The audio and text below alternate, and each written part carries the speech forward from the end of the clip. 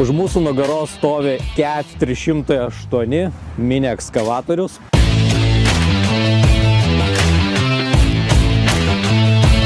Šita mašina jau gaminama apie 6 metus. Joje yra pagaliau pradėtos taikyti darbą palengvinančios funkcijos.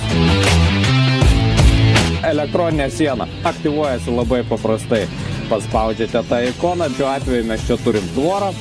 Aš nusistatau atstumą ir vienu mygtuko paspaudimu nustatau, kad prieky yra barjeras, kurio negalima sugadinti. Kaip tu be pasuksi mašiną, kokiu kampu mašina neleis barjero pažeisti. Prie viso to dar šitoje mašinoje yra sumontuota indikacinė sistema. Tai yra, jeigu jūs turite projektą kažkokį, jūs žinote, kiek jums reikia kasti, kokį gylį, kokį nuolydį turi palaikyti, mašinos ekrane jūs galite matyti, ar jūs jau esate šalia užduotos ribos. Šitoj mašinoje jūs galite užsiduoti ir palaikyti pastovų kaušo kampą. Patogios darbo vietos apskritai yra Caterpillerio, pats operatoriaus krėslas, patys valdymo įrengimai visi. Tiesiog įspūdinga.